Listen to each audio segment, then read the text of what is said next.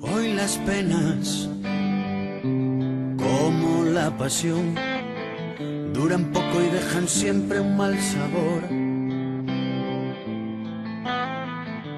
Una mezcla entre sal y limón, exprimido un muy marchito corazón. ¿Quién iba a decirnos que un problema en apariencia tan sencillo como el que se nos plantea con el parpadeo del botón REC pueda llegar a ser tan difícil de resolver? El problema es el siguiente. Queremos que en el momento en que se produce una alarma, el botón REC parpadee. Vale, nos está indicando de que se produjo la alarma. Si yo ahora le doy a REC, quiero que deje de parpadear. Ya está reconocida la alarma. Si ahora, estando activa esta alarma, yo provoco otra, el botón REC tiene que volver a parpadear.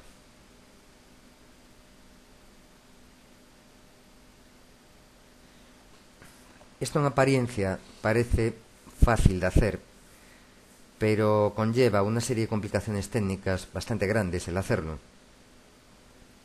Si yo os pregunto cómo lo podríais hacer, pues lo más seguro es, mirando el contenido del curso, lo más seguro es que utilizaseis las instrucciones de detección de flanco positivo, ¿no? Detectaríamos flanco positivo en una alarma y con esa señal de flanco positivo haríamos un set de un bit que sería flanco de subida en alguna alarma. Habría, por tanto, que detectar un flanco de subida en todos y cada uno de los motores, todas y cada una de las alarmas de los dispositivos de campo. Cogeríamos todos esos flancos de subida a continuación, los pondríamos en paralelo y ese paralelo haría un set de una señal general, un bit general de flanco de subida en una alarma. Vale, es una solución. De hecho, ya os aviso que es una solución que yo cojo a veces según lo que quiera hacer. Aunque parezca paradójico, va a ser mucho más sencillo el método que os voy a proponer a continuación. Porque este método que os digo de detectar el flanco de subida tiene el inconveniente de que tenemos que repetir esta operación con muchos dispositivos de planta. Corremos el riesgo de cometer fallos. Otro detalle, cada nuevo dispositivo que se incorpore a la programación va a necesitar que se le programe su detección de flanco de subida, que se busque un bit para memoria de la instrucción P, que recordad que la instrucción P necesitaba una memoria, aparte del resultado, necesita una memoria para recordar el estado anterior del bit. Bien, entonces lo que os decía, nos haría falta un bit de memoria, un bit para flanco de subida, y cada nuevo dispositivo que se incorpore, pues hay que programarle la detección de flanco de subida en la alarma. Existe un método mucho más genérico para hacer esto. Y es un método que una vez que lo programamos, nos olvidamos. Es decir, lo programamos solamente una vez cuando estamos haciendo el bosquejo, o sea, el esqueleto del SCADA, y no volvemos a tener que tocarle nunca más. Vale, da igual que se añadan nuevos dispositivos. No va a hacer falta tocarle. Para comprender este método no nos queda más remedio que comprender previamente lo que son las operaciones lógicas con palabras, que para vosotros, para muchos de vosotros, es un nuevo concepto. Este concepto de las operaciones lógicas con palabras es un concepto que vosotros, si queréis ser programadores, tenéis que conocer forzosamente, porque es básico para nosotros, al igual que todo de muchas cosas que vimos hasta ahora en el curso, ¿no? El sistema binario, Gracés, etc. Entonces, como tarde o temprano tendríamos que verlo, aprovechamos que necesitamos resolver el problema de flanco de subida en alguna alarma que requiere del uso de operaciones lógicas. Aprovechamos, decimos, para ver ya el concepto. Aprovechamos el momento. Mirad, para entender lo que son las operaciones lógicas con palabras, previamente vosotros tenéis que saber lo que son las operaciones lógicas con bits. Vosotros ya sabéis lo que son las operaciones lógicas con bits, porque de hecho se trataron en el tema 5 cuando hablamos de combinaciones lógicas AND, OR y NOT. Ahora vamos a volver a verlo, pero digamos de una manera un poco distinta.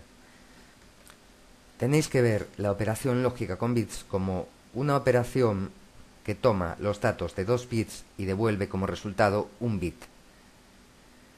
Esta definición no es nada misteriosa. Por ejemplo, vosotros estáis acostumbrados a operaciones. Suponed operaciones aritméticas con enteros, que toma el valor, la suma, por ejemplo, ¿no? La suma aritmética. Toma el valor de 2 enteros y devuelve como resultado otro entero. O sea, por ejemplo, el entero A que vale 1 y el entero B que vale 1. Entero A más entero B da como resultado un entero C que vale 2, que es 1 más 1. Pues en el caso de las operaciones lógicas con bits, el operador no es un operador aritmético, sino lo que llaman un operador booleano. ¿Vale? Entonces, vamos a partir de la base para explicar el tema de las operaciones lógicas con bits, de que tenemos 2 bits de datos, digamos, 2 bits operando, A0 y B0. Y un tercer bit, C sub 0, que es el resultado de la operación lógica entre A0 y B0. Podemos hablar ahora de 3 operaciones básicas con bits que nos van a ser muy útiles en nuestro trabajo de programación. En primer lugar, la operación lógica AND, que es lo que se conoce como la función I.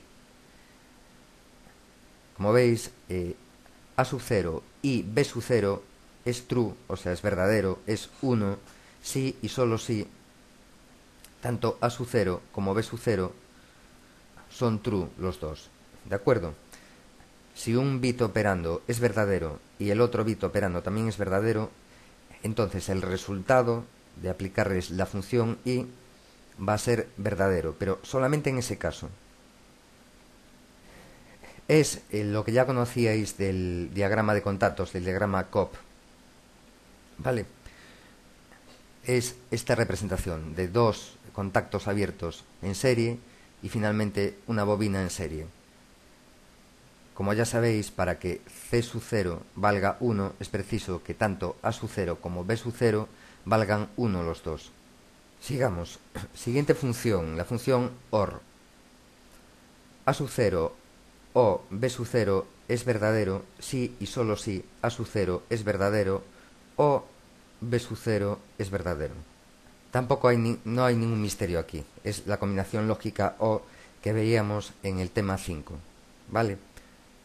O sea, esa bobina solamente se va a poner en verde cuando A sub 0 valga true o B sub 0 valga true. O sea, A sub 0 valga 1 o B sub 0 valga 1. Y finalmente, muy importante, porque nos va a ser extremadamente útil, sobre todo en el ejercicio que vamos a hacer para detectar el flanco de subida en alguna alarma, la función OR exclusiva. Aquí cambia un poquito el enunciado con respecto a la función AND y la función OR. En este caso, esta función nos va a devolver false en el caso de que ambos bits valgan lo mismo. Si su valor es distinto, entonces nos devuelve true. Sin ánimo de complicar demasiado las cosas, os quiero comentar el origen del nombre O exclusiva.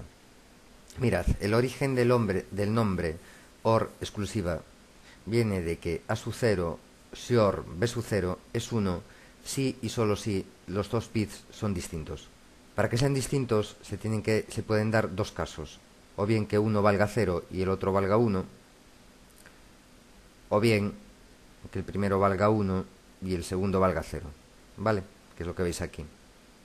Y esto es lo mismo que decir que cualquiera de los dos valga 1 siempre y cuando sean distintos el uno del otro. El nombre OR exclusiva viene precisamente de esta última parte. La O de OR exclusiva es esta O de aquí. Y el hecho de ser distintos el uno del otro es lo mismo que decir que cada uno de ellos sea exclusivo.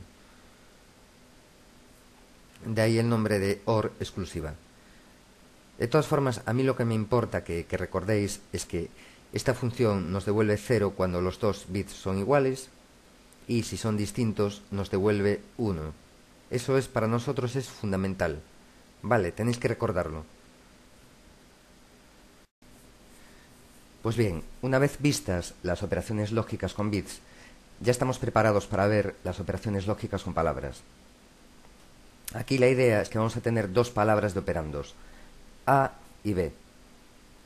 Entonces, la instrucción lógica con palabras va a realizar 16 veces una operación lógica a nivel de bit y va a almacenar el resultado en una tercera palabra llamada C.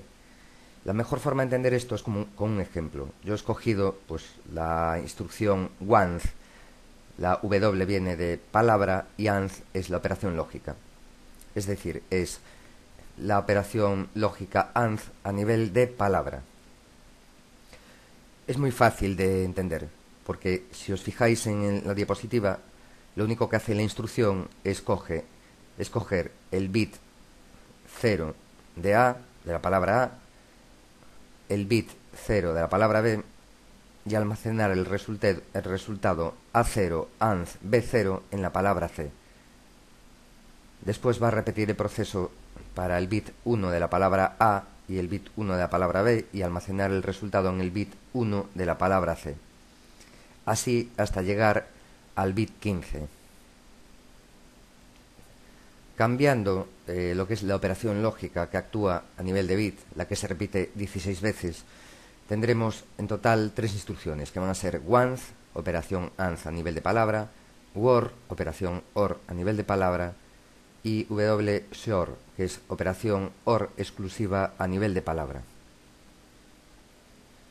Si sois recién llegados al mundo de la programación, en concreto de la programación de autómatas, os recomiendo que por hoy de momento no veáis nada más del tema, que reposéis las ideas, que recordéis, etc.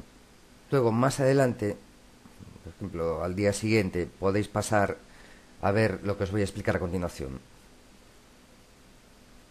Hago esta advertencia porque los que no tienen formación en el tema van a encontrar bastante difícil lo que voy a explicar a continuación. Es muy bonito, ¿eh?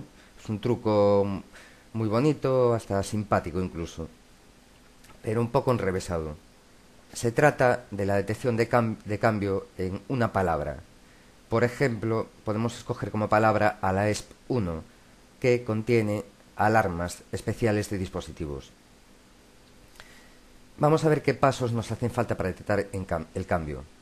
Mirad, la idea es que en el FC Ajusys, nuestro FC de ajustes de sistema, tomemos una copia de ALAESP1 y la guardemos en la palabra ALAESP1 AE, donde AE viene de antiguo estado. ALAESP1 lo que va a contener, por tanto, es el valor que tenía ALAESP1 en el anterior ciclo del programa. Imaginaos que estamos en el ciclo 1 del programa. Veis aquí el valor de la palabra ALAESP1, que vemos que tiene a 1 el bit 0, el 2, el 3, etc. Y el 15 también lo tiene a 1. Después de ordenar la copia en Ajusys, que la ordenamos con la instrucción mov, el resultado es que la palabra ALAESP1 AE vale exactamente lo mismo que la palabra ALAESP1. Posteriormente, en el ciclo de programa 1, ALAESP1, o sea, la palabra alarma especial es 1, va a cambiar, ¿vale? Pero ALAESP1 AE va a conservar su valor durante todo el ciclo 1. De tal forma que cuando el autómata acabe el ciclo de programa 1, en el momento en que pase a ejecutar el ciclo de programa 2, en el comienzo del ciclo de programa 2, el resultado es que ALAESP1 AE va a contener una copia del valor de ALAESP1 en el inicio del ciclo 1. Si a lo largo del ciclo 1 ALAESP1 cambió porque, por ejemplo, se activaron nuevas alarmas, la idea es que en el ciclo 2 comparemos ALAESP1 con ALAESP1 antiguo estado. Y si hubo cambio, que activemos un bit de detección de flanco de subida en alguna alarma. O sea, dbroot fs ala. Posteriormente, una vez hecho este chequeo, esta comparación, ya podemos guardar una copia de ALAESP1 en ALAESP1 AE, que ahora contendrá el valor de ALAESP1 en el inicio de ciclo de programa 2. Tomaos un tiempo para pensar esto que os acabo de decir, ¿vale? Porque es fundamental. Esta técnica de los antiguos estados, o sea, de tomar copia de un estado, es muy importante. Y no solamente se va a utilizar aquí, sino que la vamos a utilizar para más cosas. Por ejemplo, podemos usarla para, en el tema de las boyas de nivel de un pozo, podemos almacenar todas esas boyas en una palabra y mediante la comparación del estado actual de la palabra con el estado anterior, podemos saber si tenemos que arrancar o parar bombas, ¿vale? O sea, que ya os aviso que es muy importante y hay muchas veces en las que tenemos que utilizar esta técnica. Sigamos con los pasos que nos hacen falta. Paso 2. Ahora, también dentro de Ajusys, pero en un segmento anterior a aquel en que ordenamos la copia, recordad el orden de ejecución de instrucciones por el micro, ¿vale? Que hay un orden de ejecución. ¿De acuerdo? Por eso os digo, lo que vamos a hacer ahora lo vamos a hacer antes de tomar la copia. Será lo primero que ejecute el microprocesador. Lo último que ejecute el microprocesador será la copia de ALAESP1 en ALAESP1AE. Pues bien, como os indico ahí, lo que tenemos que hacer es comprobar lo que ya os comenté antes, si ALAESP1 y ALAESP1AE son distintos.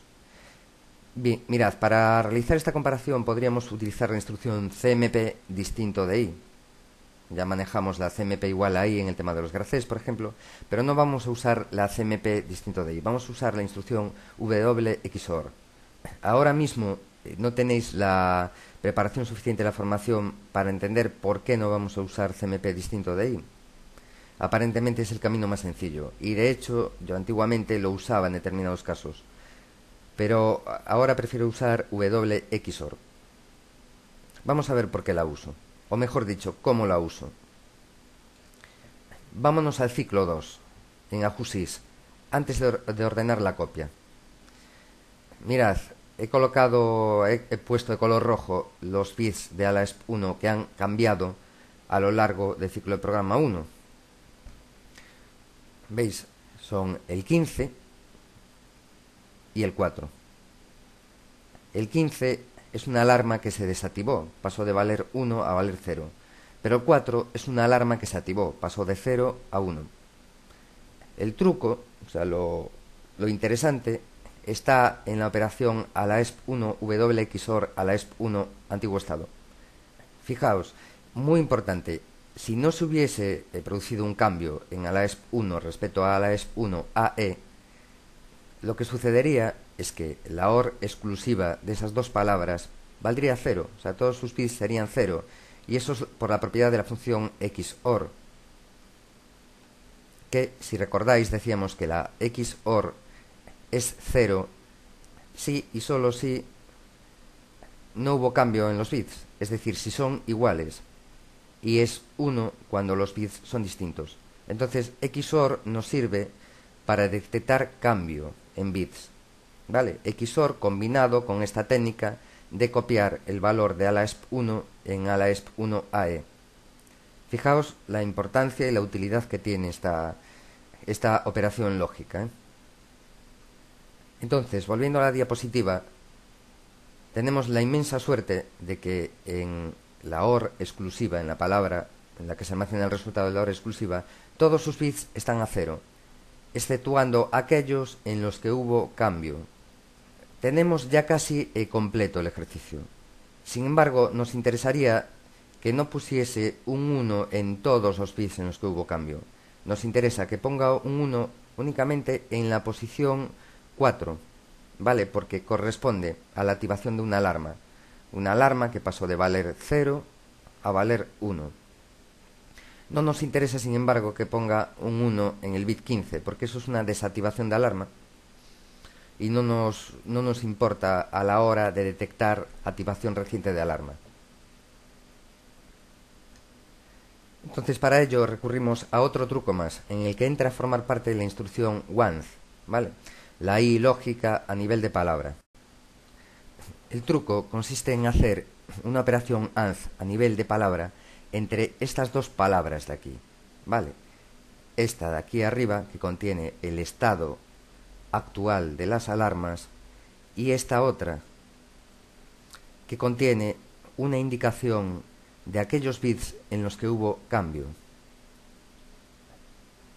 En todos los bits en los que no hubo cambio, que valen 0, el resultado de la operación once va a ser 0, evidentemente, porque 0, anth, cualquier otro bit va a valer siempre 0.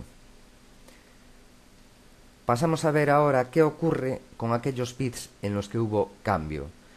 Vamos con el 15, en el que lo que sucedió fue una desactivación de alarma.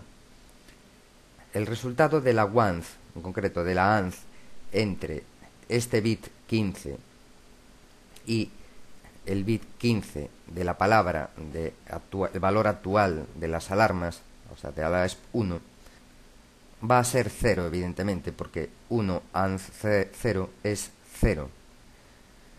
Ahora, en cambio, si nos vamos al bit 4, en el que se produjo una activación de alarma, o sea, pasó de valer la alarma 0 a valer 1, evidentemente el resultado de 1 anth 1 es 1. ¿Qué es lo que hemos conseguido? Que en nuestra palabra resultado final, que es esta de aquí abajo, haya un 1 únicamente en aquellos bits que pasaron de valer 0 a valer 1. ¿Vale? Que es lo que os indico precisamente aquí en el punto 3. Que digo, si este resultado final, después de estas manipulaciones con W XOR y W anth, es distinto de 0, entonces eso significa que hubo alguna alarma que se activó y vamos a ordenar hacer un set de dbroot fsala. En caso contrario, no se activó ninguna alarma y no ordenamos nada. Tomaos un tiempo, ¿vale? Para reposar esta idea, o sea, este método que estamos siguiendo. Es francamente complicado. En principio es algo que cuesta entender. Si me preguntáis que cómo pude llegar a este método, os diré que no hay un único camino, digamos, que te lleve a estos sistemas de trabajo. Por una parte está lo que has estudiado en libros, ¿vale? Que te ayuda a tener nuevas ideas. Por otro lado están los casos prácticos que te encuentras en el día a día, que también te ayudan a tener nuevas ideas.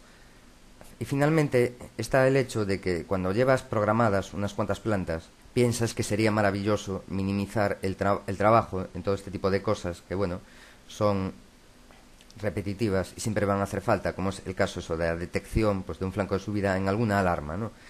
Dice, sería maravilloso si pudiese eliminar tantas instrucciones de detección de flanco positivo y que con cada nuevo dispositivo que me incorporen a la planta yo no tenga que volver a programar una detección de activación de alarma.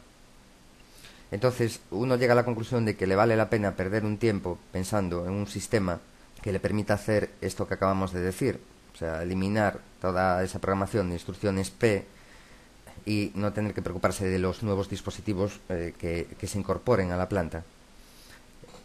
Entonces ya os digo, vale la pena perder ese tiempo, echarse unas horas o incluso un día o 2 días pensando en un método que te permita hacer eso y a continuación implementarlo.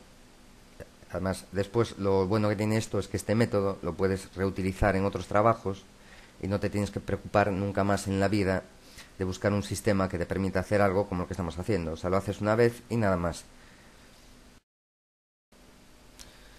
Pues muy bien, a continuación paso a mostraros la solución del ejercicio ya programada. Lo primero es que en dbroot creé el bit fsala, flanco de subida en alguna alarma, y después creé los antiguos estados de las alarmas especiales que van desde ALAESP1 hasta ALAESP10. Son en total 9 palabras dobles y una palabra simple. Con esto cubrimos todo el área de alarmas, que va desde el byte 46 al byte 83. Ahora, solamente dos pequeñas anotaciones. Por una parte, veis que utilizo palabra doble, cuando la explicación que os di acerca de la solución de este problema utilizaba la palabra simple, o sea, operaciones lógicas son palabras. Bien, el tema es que Step 7 nos provee de operaciones lógicas con palabras y operaciones lógicas con palabras dobles. El hecho de usar una palabra doble se debe a que de esa forma reduzco el número de instrucciones que me van a hacer falta. La filosofía es la misma que se utilizó para el borrado de alarmas con bor-ala, que si os fijáis yo hice mov 0 a palabra doble 46, palabra doble 50, etcétera, porque de esa forma reduzco el número de mobs que me hacen falta. Solamente al final puse un mov 0 a mw82 para no machacar la siguiente zona de memoria que va a continuación de ala-esp. Vale, entonces si utilizo palabras dobles es únicamente para eso, para reducir el número de instrucciones mob, y en este ejercicio en concreto es para reducir el número de operaciones lógicas con palabras, ¿no? Por eso utilizo operaciones lógicas con palabras dobles. Siguiente detalle que os quiero comentar, tipo de dato. Os digo que voy a utilizar palabra doble y os extrañaréis de que en lugar de poner the_int ponga the_word. Tiene que ver con el tipo de datos que aceptan las instrucciones lógicas con palabras. Una instrucción lógica con palabras no va a aceptar que yo le dé como operando de entrada o salida una variable de tipo int o theint. Tienen que ser word o theWord. Esto tiene que ver con el hecho de que el administrador Simatic es un entorno de programación, digamos, fuertemente tipificado, como le ocurre a muchos lenguajes de programación, ¿no? Ello nos obliga a respetar fuertemente la estructura de tipos que hay marcada. Para ilustrar un poco más el asunto, id a la ayuda.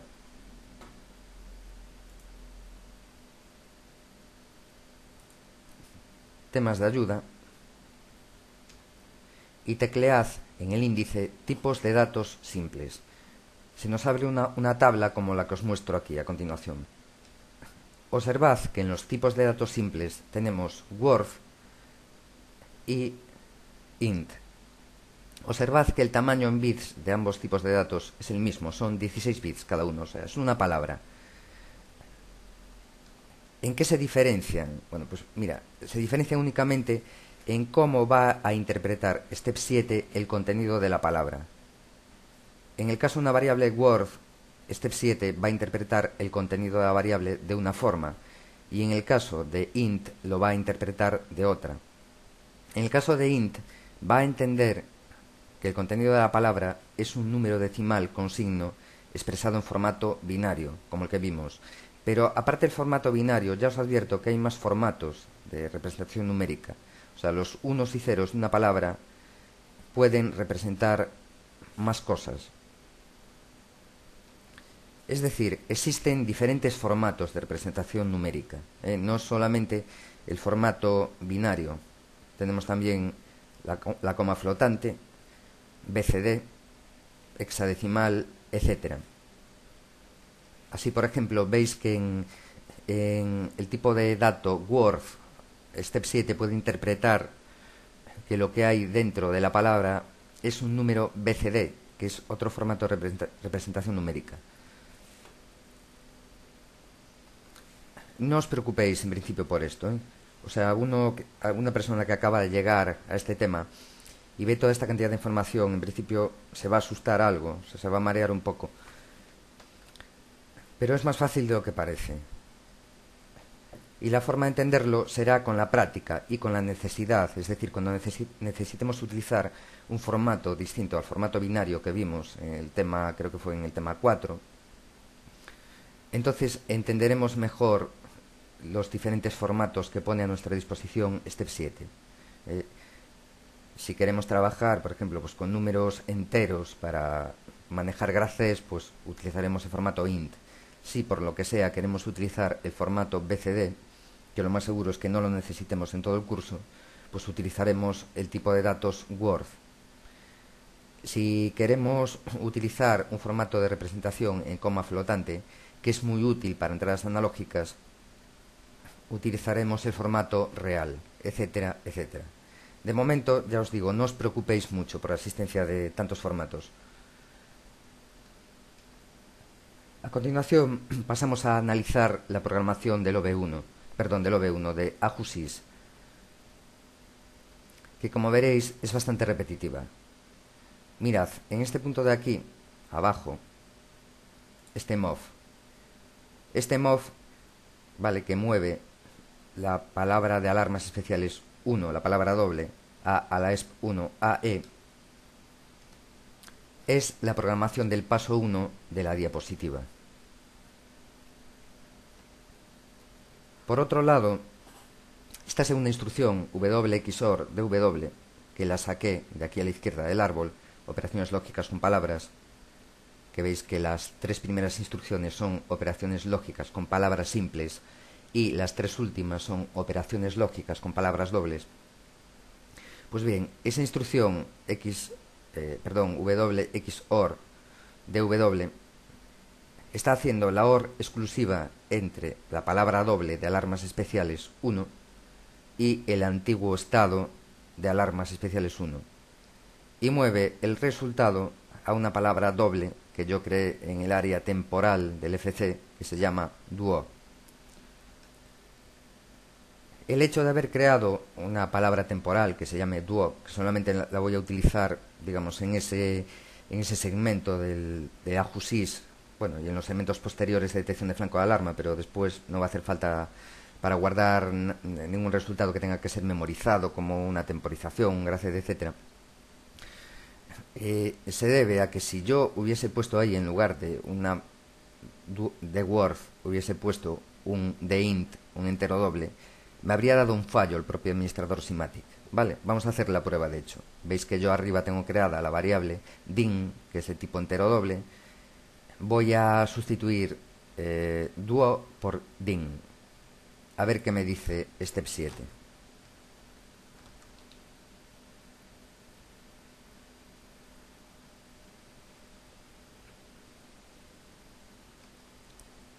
¿Veis? Lo que os decía de lo fuertemente tipificado que está el lenguaje Step 7, me dice que el tipo de datos actual, DINT, que es lo que yo estoy intentando meter ahí, no es compatible con el tipo formal palabra doble del parámetro formal. Es decir, me está diciendo que esta instrucción, como parámetro de salida out, solamente acepta un tipo de Word. Es por eso por lo que yo creé una variable temporal de tipo de Word. Vale, nada más que por eso. Si esta instrucción admitiese también tipos de datos entero doble, pues no habría necesitado crear una palabra doble en el área temporal. Vale, o sea, el propio step 7 te va llevando por el camino correcto. Por eso en principio no os tenéis que preocupar mucho de la cantidad de tipos de datos que pone a nuestra disposición step 7.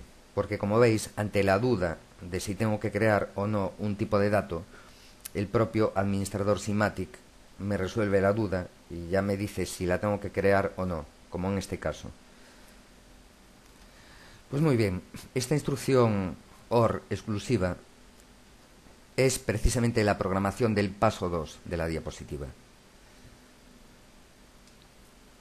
A continuación viene una operación AND, entre palabras dobles, que es la programación del primer párrafo del paso 3.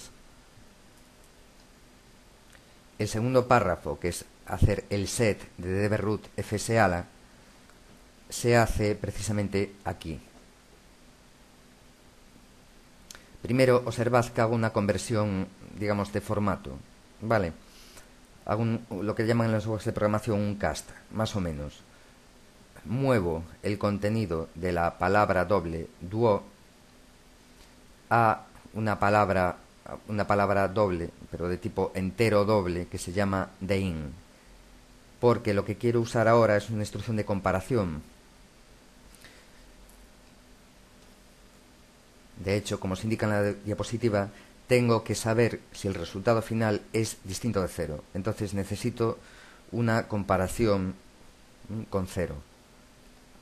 Y si observáis el árbol de instrucciones de la izquierda, step 7 en las instrucciones de comparación no pone a nuestra disposición ninguna comparación de words. De hecho, como veis, si yo intento comparar duo con 0, me sale el típico mensaje de fallo, que me dice que el tipo de datos de Word no es compatible con el tipo de int que necesita la instrucción CMP distinto de D. Es por ello por lo que tengo que crear la variable dein y hacer el move de duo. Pues bien, Solo con esto ya tenemos programados todos los pasos de la diapositiva. Bien, esto es la detección de activación de alguna alarma en la palabra doble de ALAESP 1. Habrá que repetir el proceso para ALAESP 2, 3, hasta llegar a 10, ALAESP 10. Entonces, bueno, lógicamente lo que vamos a hacer es copiar y pegar. En principio vamos a copiar y pegar 9 veces para las 9 primeras palabras dobles de alarmas especiales, y luego vamos a utilizar la opción por cada segmento, va a ser edición, buscar, reemplazar. En buscar, reemplazar, pues bueno, le vamos a decir que nos reemplace ALAESP 1 por ALAESP 2, ALAESP 3, 4, 5, etcétera, hasta llegar al 9. Y posteriormente tendremos que reemplazar donde pone MD46, pues tendremos que ir poniendo MD50, MD54, 58, 62, 66, etcétera, ¿no? Por ejemplo, aquí tenéis la programación para ALAESP 2 y para ALAESP 3. El resto se hacen de la misma forma. El cambio más significativo lo vamos a tener en el último segmento de detección de flanco de subida, donde perdón, es este de aquí, no el otro. Bien, os decía, el cambio más significativo lo vamos a tener aquí. Como veis, estamos utilizando instrucciones lógicas con palabras, o sea, no con palabras dobles. La comparación es comparación con entero, no comparación con entero doble. Y estamos utilizando, veis, no usamos MD82, usamos MW82. Incluso ALAESP 10 fue definido como worth, no como de worth. Luego, el último detalle que os quiero comentar es que, como veis, en el primer ciclo de programa le digo que me mueva 0 a ALAESP antiguo estado, ¿vale? Que me borre los antiguos estados. Es, digamos, un reset de antiguos estados, una condición inicial. Podéis buscar otra, ¿vale? De esta forma lo que va a suceder es que si cuando arranca el autómata, por ejemplo, hubo un corte de tensión, vuelve a arrancar el autómata, todas aquellas alarmas que estaban activas y reconocidas, lo que va a suceder es que van a provocar de nuevo la activación de Beerroot FS ALA, ¿vale? Porque se va a comparar el estado actual con el antiguo estado, que aquí está reseteado, o sea, está puesto a 0, ¿vale? Y entonces va a provocar el set de FS ALA. Es lo único. Ahí, ya os digo, tenéis libertad para programar esa condición inicial como queráis, ¿vale? Hay más formas de hacerlo, escoged una, la que os guste más.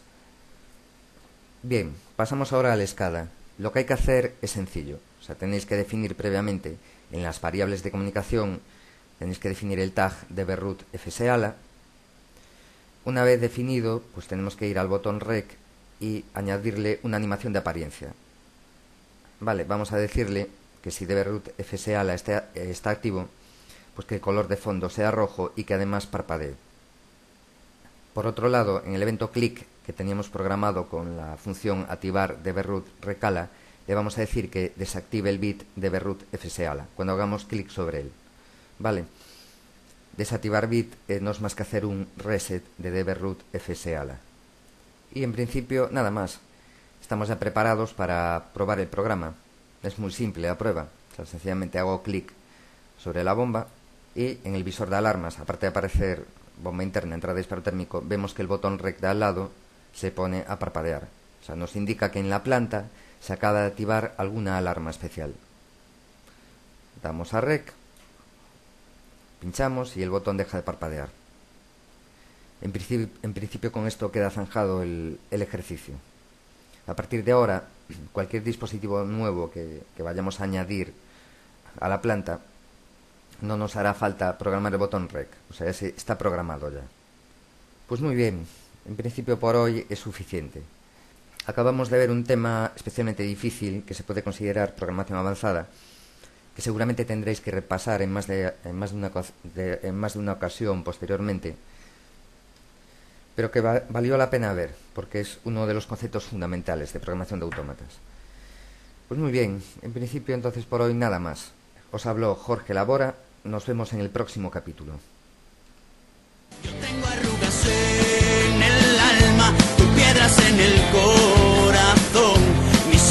estos van en chándal y los tuyos visten de Dior. Una taza de fe, por favor, para este desnatado corazón que poco a poco se desangra.